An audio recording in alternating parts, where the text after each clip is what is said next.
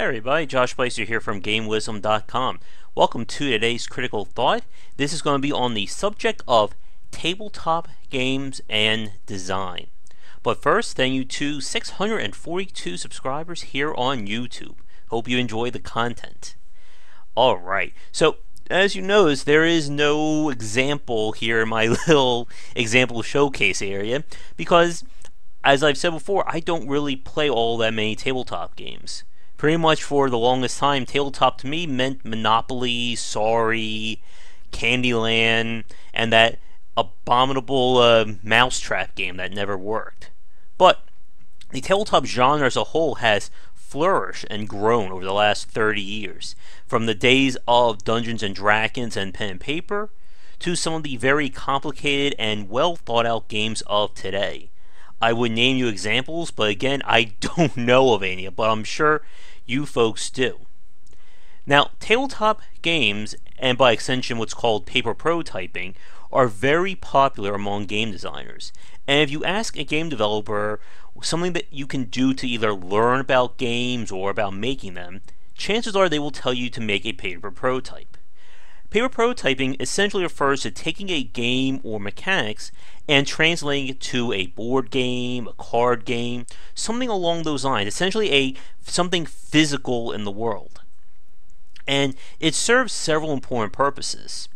One, it makes you start to think about these mechanics as real things. Again, everyone can talk about their most amazing, one-of-a-kind idea in their head, but when it comes to actually defining how someone will play or interact with it, that is typically where things run into trouble. Pair prototyping allows you to put your game in a physical space in real life and sort of see how these mechanics and rules will interact with each other. Another great thing about paper prototyping is the fact that you can even come up with new ideas or mechanics or even a brand new game simply by seeing how these things will try to work in a realistic space. With that said, there are some limitations.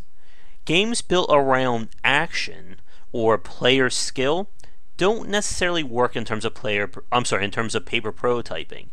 It's hard to properly showcase something like Dark Souls or Devil May Cry with dice rolls and cards. It's possible, and I know there must be Dark Souls. I think there really is a Dark Souls board game out there, but it's dealing with a different set of rules, a different set of play. But games built on abstraction, RPG, and conditional kind of choices work the best in a board game setting. But what makes board gaming, paper prototyping, and essentially the tabletop genre so fascinating and a very important element in terms of game design is understanding how the rules interact with each other. Now, I used to say stuff like hard and soft rules, but I know I already said it for storytelling. So I guess to try and diversify, we'll talk about these rules in the form of conditionals. Rules in a tabletop game, most of them are built around conditional statements. There's no basically choices or shades of gray. It's all black and white. Either it's going to happen or it won't. And this can be applied to so many different kinds of tabletop games.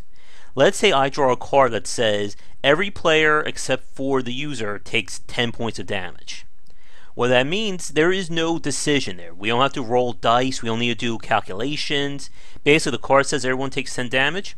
Everyone's going to take 10 damage. Another subtle part about tabletops is that they also work with small numbers.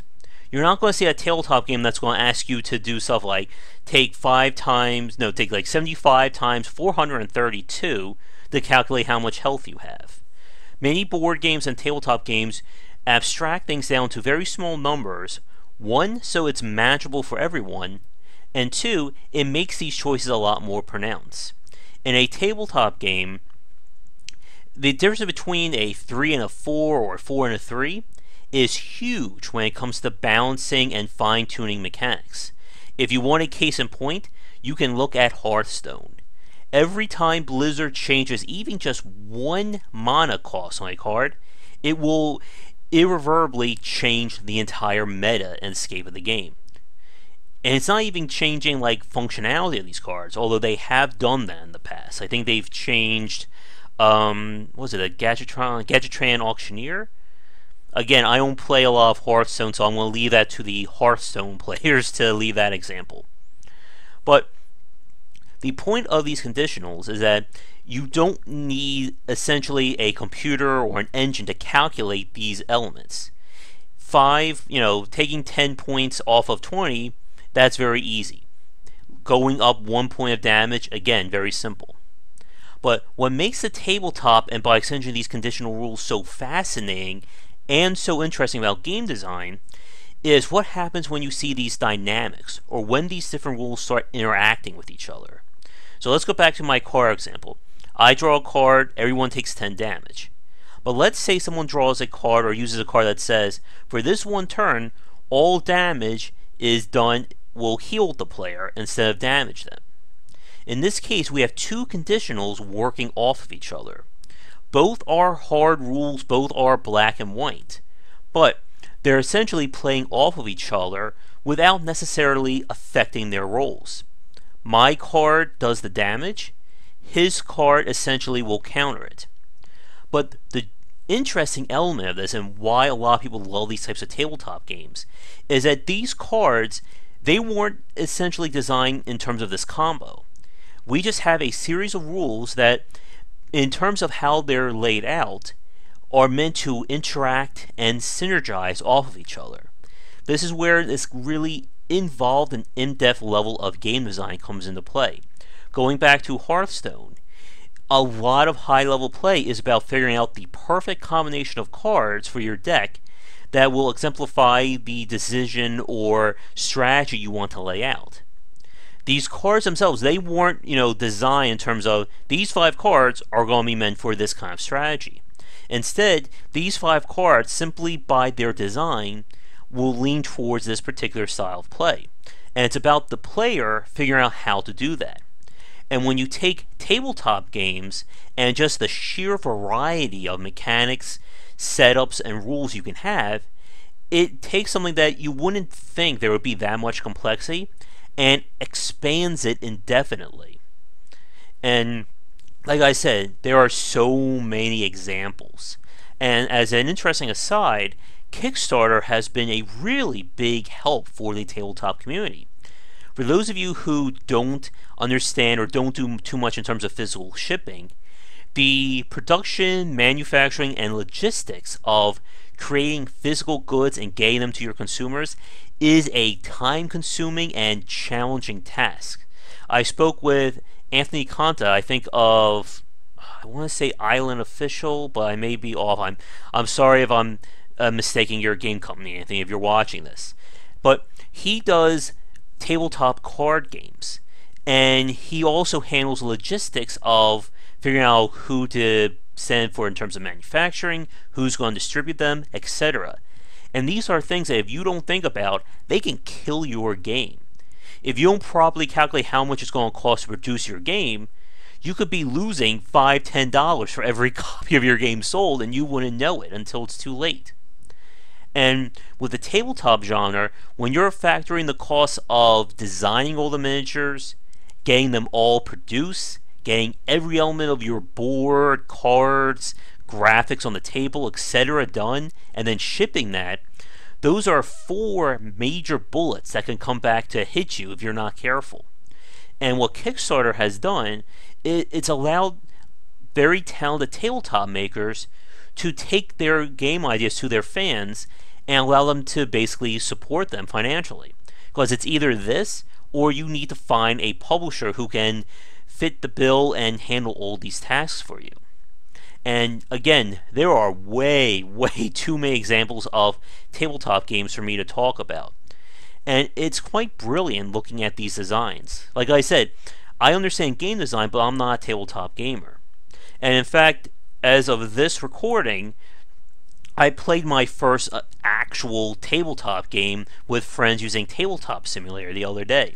I've never played this game before. I don't even know the name of the game. They just invited me to try it out, and in an hour I started to grasp the rules and understand just how interesting it is.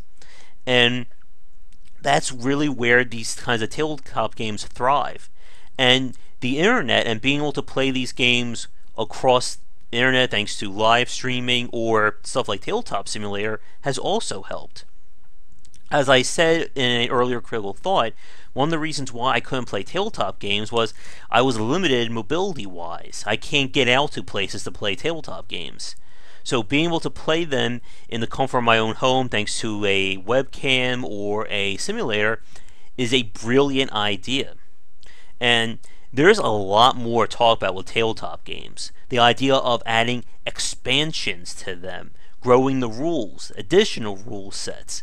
There's a lot there, and way too much for me to get into today, and too much that I don't know about firsthand. So, with this video, I'm also going to put the call out to you folks. If you're a tabletop designer, whether you're an indie, mid-tier, or big guy out there, I would love to talk to you on the Perceptive Podcast about designing tabletop games. The whole shebang, coming up with the design, the manufacturing and physical printing, shipping, logistics, expanding, whatever. If you would like to talk to me about that, please get in touch with me either by leaving a comment below or sending me an email at josh@game-wisdom.com. And I would love to talk to you further. But we're going to wrap up this critical thought for today. If you have any questions or comments, be sure to leave them below. Once again, thank you to my followers. There we go, got the pointing just right. And I will see you all tomorrow with another critical thought. Have a great night, folks. Thanks for watching the video, everybody. If you enjoyed it, be sure to like and subscribe to the channel. Leave a comment, of course, share with your friends. It always helps out. Check out game-wisdom.com, where I examine the art and science of games. You can follow me on Twitch and Twitter under GW Bycer for the latest updates of new content. And be sure to check out our Patreon campaign. You can find us on Patreon under Game Wisdom, if you would like to donate and help contribute to keeping Game Wisdom going. Your donations can not only give us the monthly funding we need to keep supporting ourselves, but if we can hit some goals, it will mean more great content for you, and there are some nifty little rewards there as well. Thanks again for watching this video, and be sure to tune into the next one real soon.